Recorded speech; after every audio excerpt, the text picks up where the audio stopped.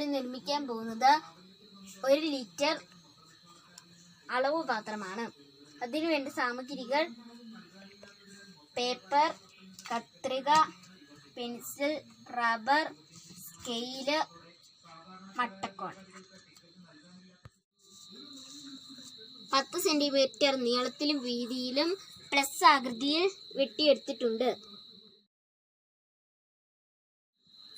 മൂലകൾ സാവധാനം വെട്ടുക. അതിനുശേഷം അരികുകൾ മടക്കുക.